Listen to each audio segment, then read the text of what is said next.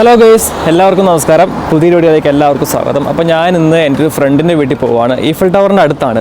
So ഞാൻ വിചാരിച്ചു സൈക്കിളിൽ പോകാമെന്ന് വിചാരിച്ചു. ഇവിടെ പബ്ലിക് സൈക്കിൾ സിസ്റ്റം ഉണ്ട്, അതെടുത്താണ് പോകുന്നത്. ഇപ്പോഴും വീഡിയോസൊക്കെ വീട്ടിൽ നല്ല ചെയ്യുന്നത്. നമുക്കിന്ന് വെറൈറ്റിക്ക് വേണ്ടി പാരീസിൽ വന്നിട്ട് ഏകദേശം 2 വർഷമായല്ലോ. സോ അതിൻ്റെ ഒരു വീഡിയോ കുറേ പേര് ചെയ്യാൻ പറഞ്ഞായിരുന്നു. സോ ഇന്ന് നമ്മൾ സൈക്കിളിൽ പോകുമ്പം കുറച്ച് കാഴ്ചകളും അതുപോലെ തന്നെ ഞാൻ ഈ പറയുന്ന കാര്യങ്ങളൊക്കെ കേട്ടുകൊണ്ട് സംസാരിച്ചുകൊണ്ട് നമുക്ക് വീഡിയോയിലേക്ക് പോകാം. ഏകദേശം അരമണിക്കൂർ എടുത്തു എനിക്ക് ഈ ഒരു സൈക്കിൾ കിട്ടാൻ വേണ്ടിയിട്ട്. ഞാനവിടെ നോക്കിയപ്പം ആ ഒരു സ്റ്റേഷനിൽ സൈക്കിൾസ് ഒന്നും ഉണ്ടായിരുന്നില്ല. അത് കാണിക്കാൻ പറ്റിയില്ല കേട്ടോ, കാരണം കുറേ പേരുണ്ടായിരുന്നു, എല്ലാവരും സൈക്കിൾ നോക്കുമായിരുന്നു. ഞാനങ്ങനെ അവസാനം വരെ നിന്നപ്പം കുറച്ച് കഴിഞ്ഞ് ഒരു ചേട്ടൻ കൊണ്ടുവന്ന് സൈക്കിളുണ്ടെന്ന് വെച്ചു. ഞാൻ ആ സൈക്കിൾ നേരെ എടുത്തു.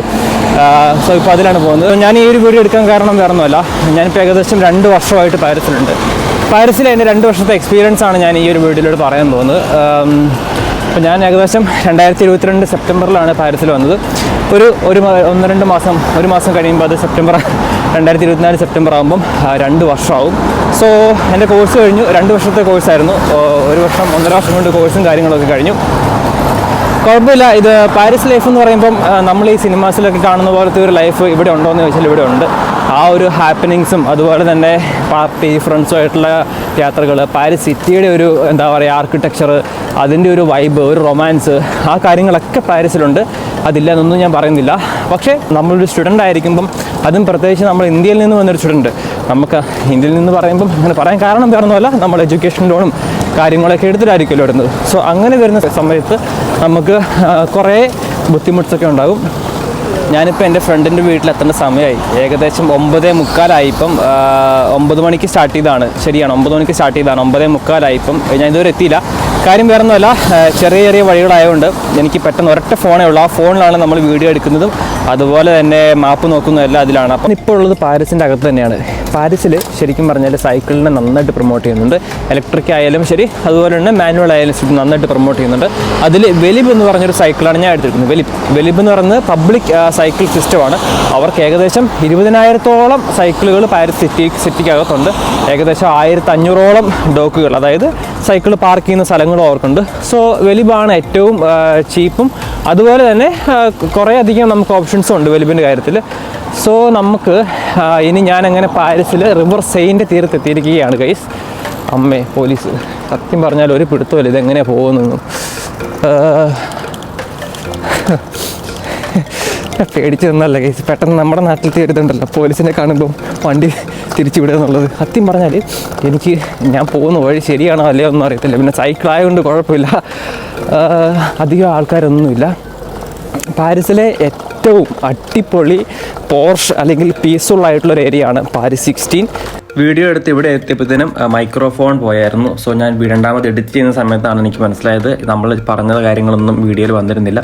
സോ ഇവിടുന്ന് ഞാൻ എന്തായാലും വോയിസ് ഓവർ ചെയ്യുകയാണ് ഇപ്പം. അങ്ങനെ കുറേ നേരം കഴിഞ്ഞതിന് നമ്മളിപ്പോൾ ഈഫൽ ടവർ എത്തി. ഈഫൽ ടവർ നമുക്ക് നേരെ നോക്കിയാൽ കാണാൻ സാധിക്കും. സോ ഈ വീഡിയോ ലെങ്തി വീഡിയോ ആയതുകൊണ്ട് നമ്മൾ 2 തവണയായിട്ടായിരിക്കും ഈ വീഡിയോ അപ്ലോഡ് ചെയ്യുന്നത്.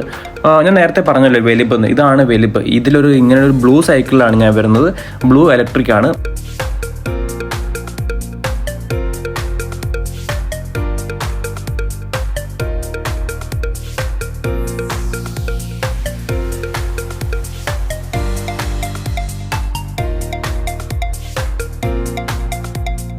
അപ്പം നമ്മൾ രാവിലെ സ്റ്റാർട്ട് ചെയ്ത വീഡിയോ ഇപ്പോൾ സമയം ഏകദേശം 10:30 ഞാനിവിടെ ഫ്രണ്ടിൻ്റെ വീടിൻ്റെ അടുത്ത് വന്നു. സോ എനിക്ക് വണ്ടി പാർക്ക് ചെയ്യാൻ സ്ഥലം കിട്ടിയില്ല. ഒന്നും വർക്കിംഗ് ആയിരുന്നില്ല. കസ്റ്റമർ കെയറിൽ വിളിച്ചു, വേറെ സ്റ്റേഷനിൽ കൊണ്ട് പാർക്ക് ചെയ്തു.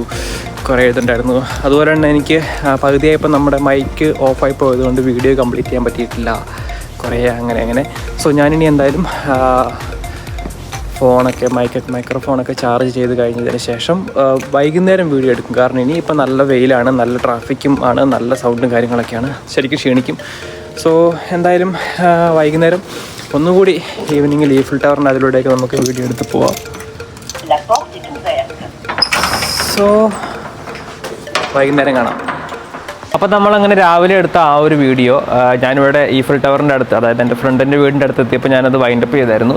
കാര്യം വേറൊന്നുമല്ല, മൈക്കിലെ ചാർജ് തീർന്നു. പിന്നെ ഞാൻ പറഞ്ഞൊന്നും കേൾക്കുന്നുണ്ടായിരുന്നില്ല. അതുപോലെ തന്നെ പിന്നെ പെട്ടെന്ന് വീഡിയോ എടുക്കാൻ പറ്റത്തില്ല, നല്ല വെയിലായിരുന്നു. സോ ഇപ്പോൾ സമയം ഏകദേശം 7:15 ആയിട്ടുണ്ട്. സോ ഞാൻ വിചാരിച്ചു സമയം ഇവിടെ ഇപ്പോൾ നല്ല തണുത്ത കാറ്റ് വീശുന്നുണ്ട്. സൂര്യപ്രകാശമൊക്കെ കുറഞ്ഞു, ചൂടൊക്കെ കുറഞ്ഞു. ഇനി ഇവിടെ നിന്നാണെങ്കിൽ എനിക്ക് ഇവിടെ ചുറ്റും അറിയാം, തൊട്ടപ്പുറത്ത് സെയിൻ റിവറും അതിൻ്റെ അപ്പുറത്ത് ഈഫിൽ ടവറുമാണ്. സോ അങ്ങോട്ടിങ്ങനെ നമ്മൾ സൈക്കിളിൽ പോകുന്നു. നേരത്തെ പറഞ്ഞതുകൊണ്ട് ആദ്യം പറഞ്ഞതുകൊണ്ട് കാര്യങ്ങളൊക്കെ പറഞ്ഞ് വീഡിയോസ് എടുക്കുന്നു. So let's go. സോ നടന്നു വന്നപ്പം ഈ പാലത്തിൽ നിന്നുള്ള കാഴ്ചയാണ് ഈഫിൽ ടവർ. നൈറ്റ് ഒന്നുകൂടെ വരാം, അടിപൊളിയായിരിക്കും. ഇവിടുന്ന് ദൂരെ നിന്ന് ഈഫിൽ ടവർ കാണുമ്പോൾ എപ്പോഴും ഒരു പ്രത്യേക ഭംഗി തന്നെയാണ് കേട്ടോ.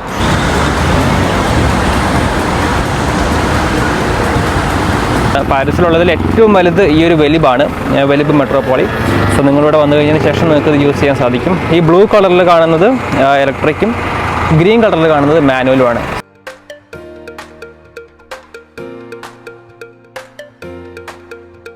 രണ്ട് വർഷത്തിനിടയിൽ കുറേയധികം കാര്യങ്ങൾ ലൈഫിൽ ചേഞ്ച് ആയിട്ടുണ്ട്. സോ നാട്ടിൽ നിന്ന് ഫ്രാൻസിലേക്ക് പഠിക്കാൻ വന്നു. എൻ്റെ ഏകദേശത്തെ 2 വർഷത്തെ കോഴ്സ് കഴിഞ്ഞു. ഇനിയിപ്പം ഇൻറ്റേൺഷിപ്പും കഴിഞ്ഞു. ഇനിയിപ്പം നല്ല ജോലിയൊക്കെ നോക്കി തുടങ്ങണം.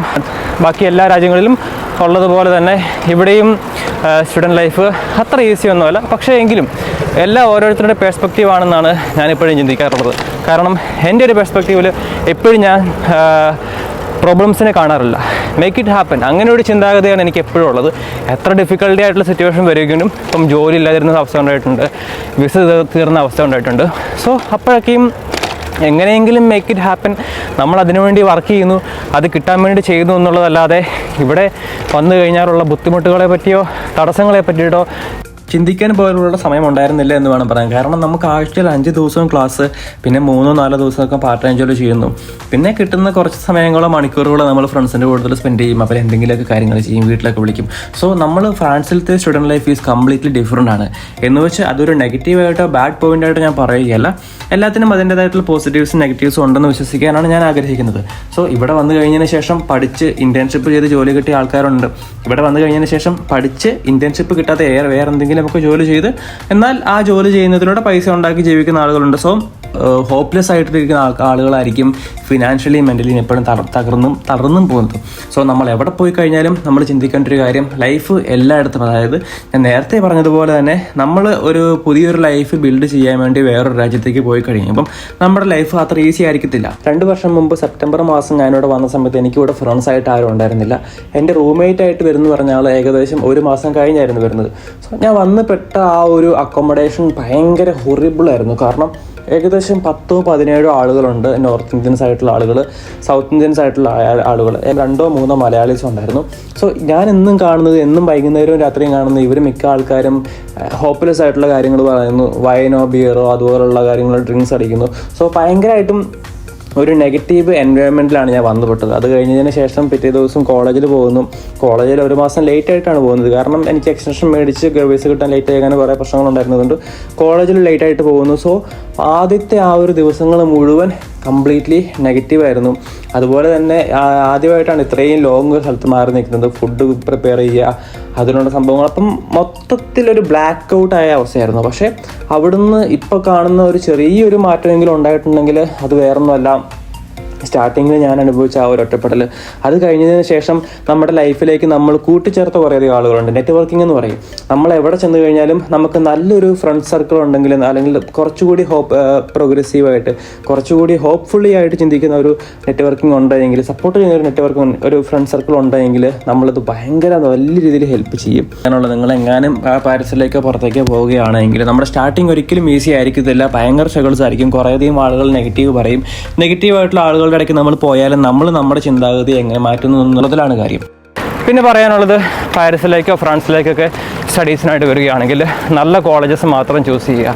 നല്ല കോളേജസ് ചൂസ് ചെയ്ത് കഴിയുകയാണെങ്കിൽ ഒരു പക്ഷേ നിങ്ങളുടെ വിസ അപ്രൂവ് ആവാനുള്ള ചാൻസസ് കൂടുതലാണ്. ഇപ്പോൾ ഈ തവണ 2024 സെപ്റ്റംബർ ഇൻടേക്ക്, അതായത് ഇപ്പോൾ നടന്നുകൊണ്ടിരിക്കുന്ന ഈ ഒരു ഇൻടേക്കിൽ കുറേയധികം പേർക്ക് വിസ റിജക്ഷൻസ് ഉണ്ടായിട്ടുണ്ട്. അതിനുള്ള കാരണം വേറൊന്നുമല്ല, ലോക്കലായിട്ടുള്ള കോളേജുകളിൽ അഡ്മിഷൻ എടുത്ത് വരുന്നത് തന്നെയാണ്. പിന്നെ നമ്മൾ എപ്പോഴും പറയാറുള്ളത് പോലെ തന്നെ നമ്മൾ വിസയ്ക്ക് നമ്മുടെ ഒരു ആപ്ലിക്കേഷൻ വെക്കുമ്പം മാക്സിമം പെർഫെക്റ്റ് ആയിട്ട് വെക്കുക. അതായത് നമ്മുടെ എഡ്യൂക്കേഷണൽ ഡോക്യുമെൻറ്റ്സ്, നമ്മുടെ ഫിനാൻഷ്യൽ ഡോക്യുമെൻറ്റ്സ്, നമ്മളിനി പഠിക്കാൻ പോകുന്ന കോഴ്സുമായിട്ട് ബന്ധപ്പെടുത്തി ഒരു SOP എഴുതുക. അപ്പോൾ ഇതുപോലുള്ള കുറേ കാര്യങ്ങളൊക്കെ ശ്രദ്ധിച്ച് കഴിയുകയാണെങ്കിൽ നല്ലതായിരിക്കും. സോ ഇതൊക്കെയാണ് പാരീസിലേക്കുള്ള ഇനി വരാനുള്ളവരോടും അതുപോലെ തന്നെ അഡ്മിഷൻ എടുക്കുമ്പം ശ്രദ്ധിക്കേണ്ട കാര്യങ്ങളൊക്കെ ആയിട്ട് എനിക്ക് പറയാനുള്ളത് ഞാൻ പറഞ്ഞു. ഭാരതത്തിൽ വന്നു കഴിഞ്ഞതിന് ശേഷമുള്ള എൻ്റെ കാഴ്ചപ്പാടിനെ പറ്റി ഞാൻ പറഞ്ഞു. ഇതെല്ലാം ഓരോരുത്തരുടെ പെർസ്പെക്റ്റീവ്സാണ്. ഒരു രാജ്യത്ത് ചെന്ന് കഴിഞ്ഞതിന് ശേഷം അവിടെ നേരിടുന്ന പ്രശ്നങ്ങളെ എങ്ങനെ അതിനെ ഫേസ് ചെയ്യുന്നു എന്നുള്ളതാണ്. വാവ് ഹീച്ചാണ് ഹീച്ച് എന്ന് പറയുന്ന ബൈക്കാണത്. സോ അപ്പോൾ അതിനെപ്പറ്റി പറഞ്ഞു കഴിഞ്ഞാൽ എനിക്കിവിടെ വന്നു കഴിഞ്ഞതിന് ശേഷം ഞാൻ ഏറ്റവും കൂടുതൽ നേരിട്ടൊരു ബുദ്ധിമുട്ട് അത് വേറൊന്നുമല്ല, അത് നിങ്ങളെല്ലാവരും നേരിടുന്ന പോലെ തന്നെ അക്കോമഡേഷൻ ഫൈൻഡ് ചെയ്യുന്നതിലായിരുന്നു എനിക്ക് ഏറ്റവും കൂടുതൽ ബുദ്ധിമുട്ട് ഞാൻ നേരിട്ടത്. സോ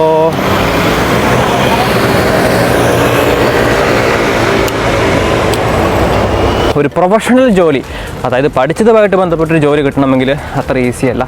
അതിന് നമുക്ക് ഫ്രഞ്ച് ലാംഗ്വേജ് വേണം, അതല്ല എങ്കിൽ IT ഫീൽഡോ ഫിനാൻസ് ഫീൽഡോ ആയിരിക്കണം. സോ ഇതൊക്കെ തന്നെയാണ് എനിക്ക് പറയാനുള്ളത്, പ്രത്യേകിച്ചൊന്നും പറയാനില്ല. പക്ഷേ Paris city is really beautiful.